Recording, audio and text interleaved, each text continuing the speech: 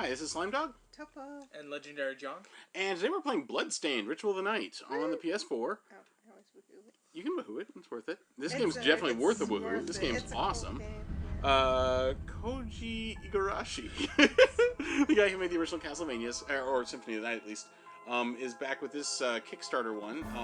The spiritual successor to Castlevania, because obviously Konami is not doing anything with Castlevania, or nothing good at least.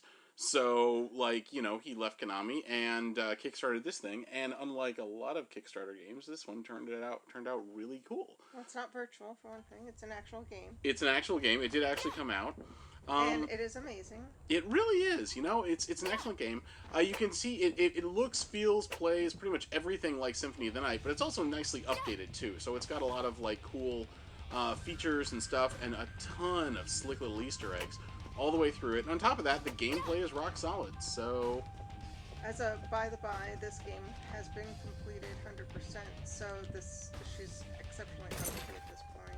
Yeah, that is actually true. Which is fine. I mean, we just want to show off. That is cool. See how, like, the blood goes into this? That's just one of those little Easter eggs. Like, that didn't need to be in it. Detail. It was, you know, just sort of thing. Right now I'm in my gold collecting getup. Okay, just to kind of go over, you've got equipment. You can deck out your accessories, armor, weapon. The head and accessories actually reflect on your model, so you can, you know, change them and make whatever you'd like. Okay, go back to the front. Dress her up if you'd like.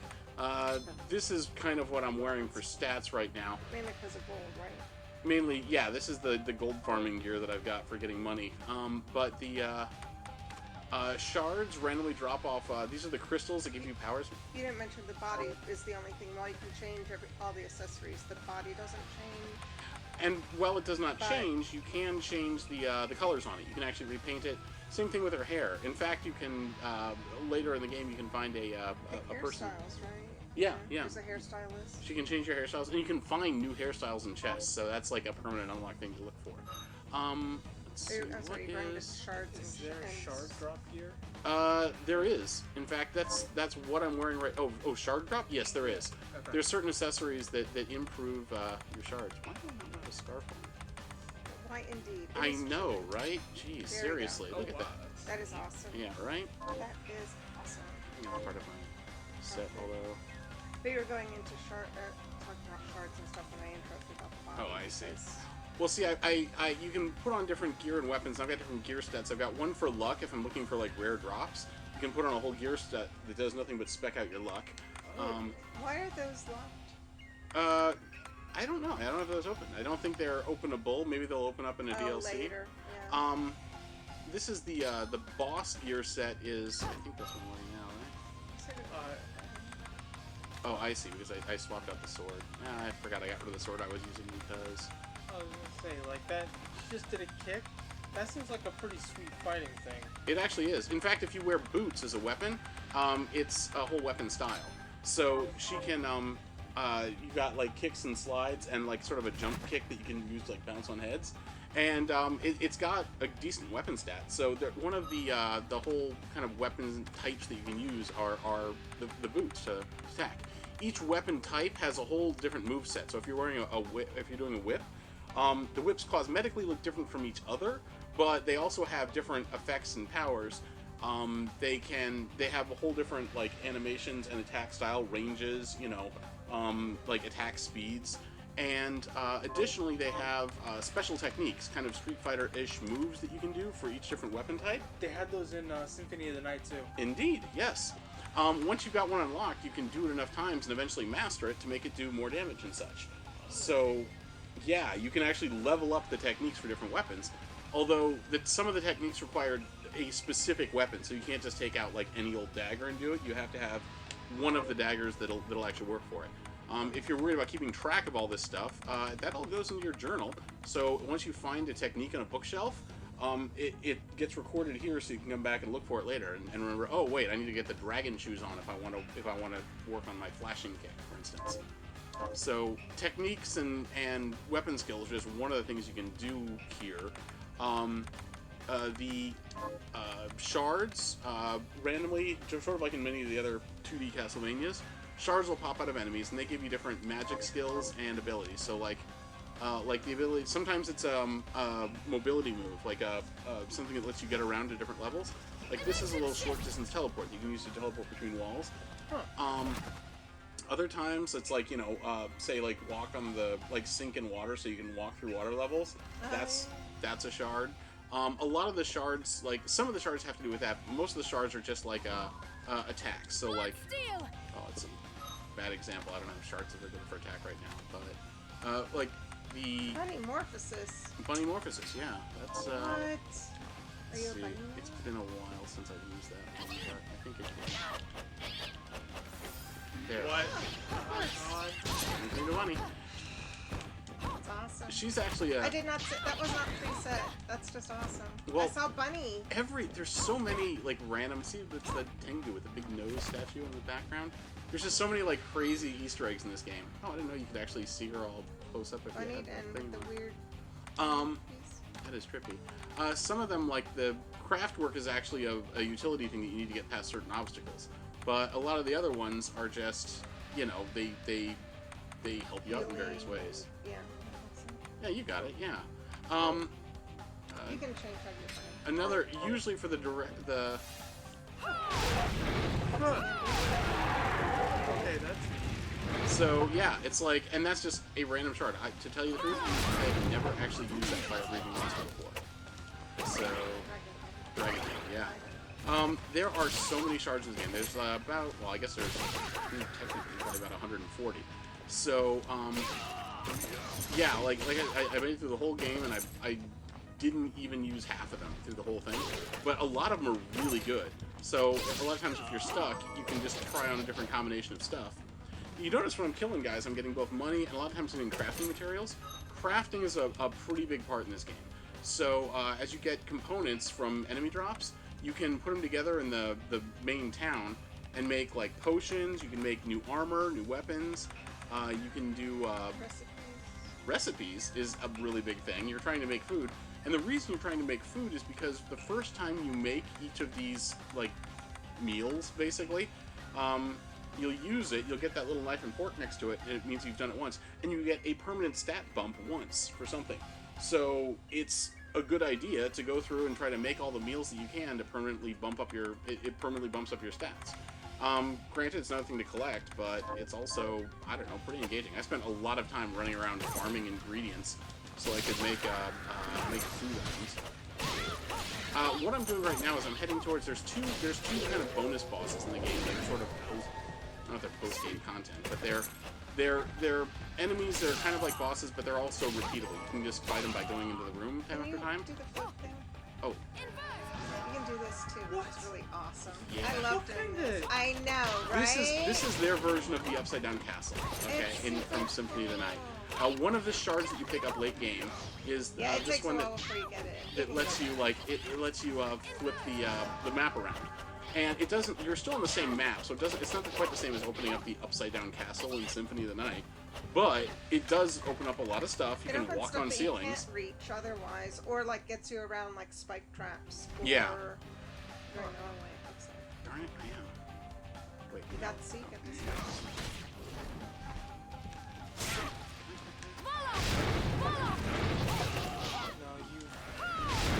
Oh shoot! I changed my shard, didn't I? The crazy fire breathing whatever. Good golly. Dimension shift.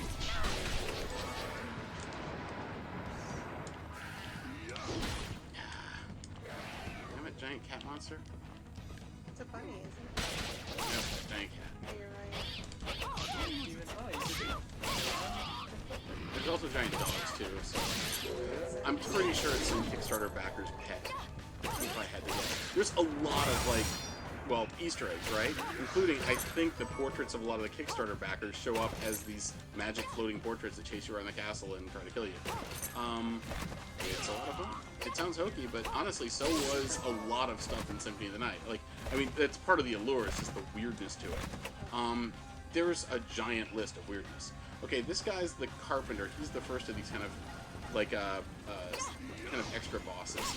I'm going to try to avoid hitting him so we can actually, like, see some of the text. There's that one of those portraits back there that's from the presumably a Kickstarter backer. But see, he goes through. He actually makes stuff. So he makes like this. Oh, I see. He's purple. Yeah, and he makes demons like there. Oh, a shard. What's he making now? Let's see. Dude, my familiar isn't having any of that stuff.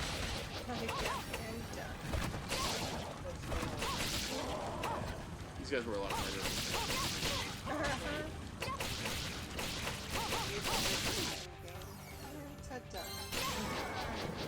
Okay, but basically, he's really cool. Part of the reason my stats are so gross is because I've, between all the cooking, let's see if I come back. There it is. So, between all the cooking and the,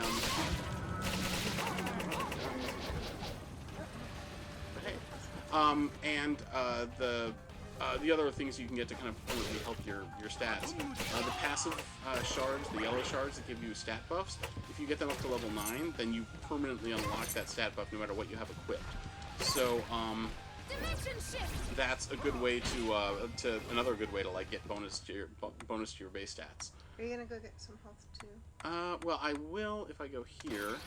This is the other boss, is the Millionaire's Bane. He's this cool gold chest, who you can get a ton of money off of, but he can also be sort of a pain, and the fight for him is relatively random. Like, he'll sort of do a slot machine, and, well, we'll see. First things Let me go ahead and save it, because I did almost die messing around with the carpenter. avoiding the fighting. Yeah.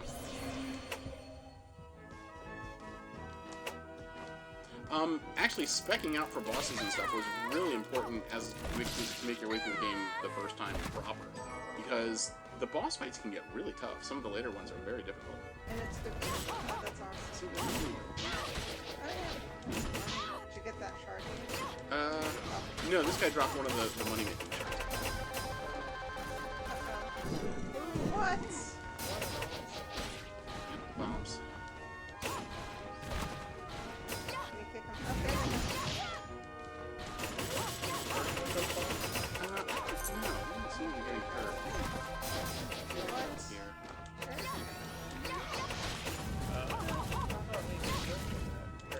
Yay! And there you go. If you poke him enough, he dies. But, he dropped some really cool stuff. It took me a long time to beat this guy, and generally, like, the first couple times through, the only reason I was able to beat him is because his slot machine roll came in my favor, and he just sort of died. Oh, that money there? Yeah, you can't pick up that.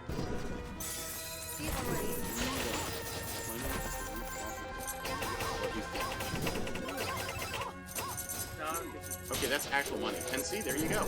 Guy died. So he buys it, you get a boatload of cash. You got some kind of drop too, but I didn't see what it was. Yeah, I did. I think it was like a ring or something like that. You have to watch the video. Or you can actually check out in the archives, it actually maintains a list of all the guys you fought. This fills in as you go. It tracks which ones you've gotten the shard from, so if you're trying to remember, like, if you're wondering who's got a shard that you've missed, you can come to the list and fill in the list. It also shows, well, there's a guy who should drop something. It shows what drops you've gotten from that guy and how often they drop. So if you're trying to farm ingredients or materials or whatever, you can do that. It's very helpful. It's got a very good menu. It really is. Oh, and you can look it up by item too. So if you wanted to, like, say you're making, whatever you're making requires soy sauce. No, go over to the dragon eggs. It tells you which items drop it, and hey, you can like go and go fight to get it. Mm-hmm. Precisely. Yeah. Some stuff you can buy. Yes. Some of the ingredients, but there's quite a few that you have to go farm. In fact, for a lot of stuff, once you've made it once, it will show up for you to buy in the shop. So one of a good idea is. He's still money. Like that one guy. Who was that? There was a boss in the game proper. What's his name? Jared? No. He's this cool slot. He's not a slot machine like this guy. No. Okay. We'll be done with this and you can go. I'll show you who he is. Because this is one that I wanted to fight, but it turns out you only get to fight him once. Unless you want to go through it in New Game Plus. Valafar, that's him. This guy was awesome. Yeah, and this one was one that I happened to be in on, and I noticed that the more money he can collect from you, the more damage you have to do to kill him. So go in broke, and he can't actually steal from you. So it's actually really fun. Yeah. He's like a gambler. He's got like stacks of chips in front of him that he's playing with. He shoots him out, yeah. And then, like, halfway through the fight, yeah, he'll take all the money off you, and it'll kind of cluster onto him and turn into sort of gold armor. And you've got to, like, do that much damage. So if you walk in there with, like, 100,000 gold, you're done. Like, you're never going to get through that much life. To get through all of that. But if you go in there broke, well, hey, you win. He has nothing to protect himself with, so it's pretty cool. I like that fight a lot. A lot of the fights are clever like that. There's some that are, I mean, they're not quite gimmick fights, they're just interesting. Well, you have to figure out what's the thing that you have to do what you need to do to be able to get through it. You can't just walk in and stab, stab, stab. You need to figure out what is it that, oh, cat, you're not dying. Is that what you need to figure out? That cat does my head in. She can let herself out, by the way. This is her own drama. You can see those green rooms on the map are the teleporters. The red rooms are the save points. So you can teleport around to any other green rooms you've discovered. And we're heading back now to the original sort of This is the main hub. Yeah, area. that opens up not too long after the game. These are the there's some NPCs that give you little mini quests. They're like kill a certain number of monsters, or bring back, or make food items for somebody, or bring back certain materials for them. Yeah, this sick lady was like, oh, if only. Yeah, oh, is she please still here? make me a hamburger. Yeah, she's asleep. That's her. Oh, there she is. Oh. Yeah, I had to make like 50 different except she food doesn't items tell for her. you I need a hamburger. She says, I could use something that's fresh and juicy, and you're like, okay, and you look at the picture and you try and figure out what she's talking about, and you finally see, oh yeah, plate of spaghetti, hard-boiled egg. You have to go figure out. But it's pretty cool. It is, and again, it gives you something to do with all this loot that you're collecting as you go through. And this one's shop. This is the shop. You can buy items here. You can buy crafting materials, which you can use to make stuff. The coins you actually use to make some of the crazier DLC weapons in the game. So that's fun. you can kind of buy those through if you want. That red sword that I'm using is one of those. I got this.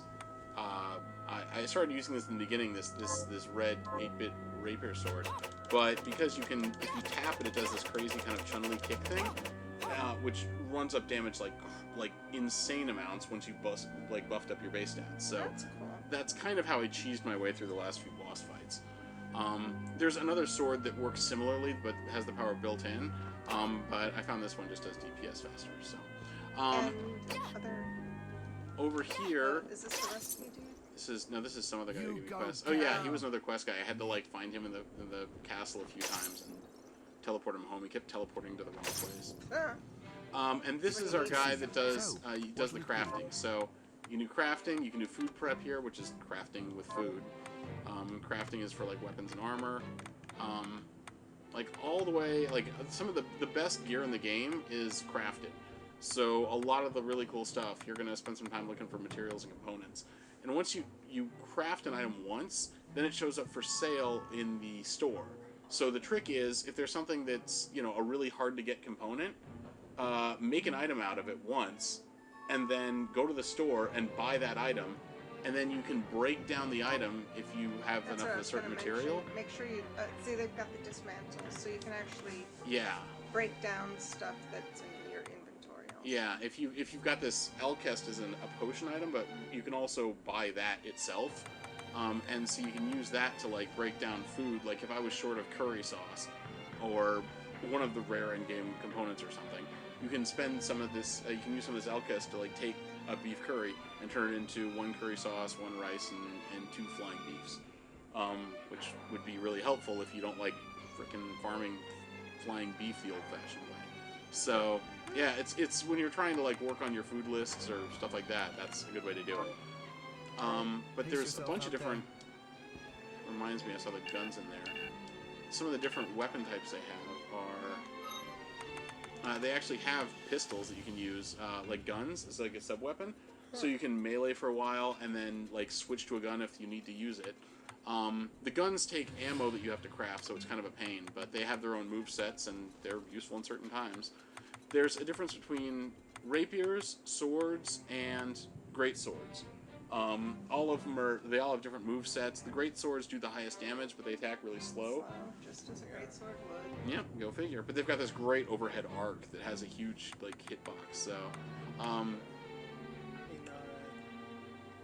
in like the handheld games, they have like it's kind of like this where in this game you collect the shards, in that game you would get the souls. mm-hmm. Right. Yeah. And I think like the best sword was the Kime Solus, Okay. and it was a great sword, and it had like the big arc, and it would just deal a crazy amount of damage. Like ridiculous damage. Yeah, honestly, like I was using great swords like for the first half of the game.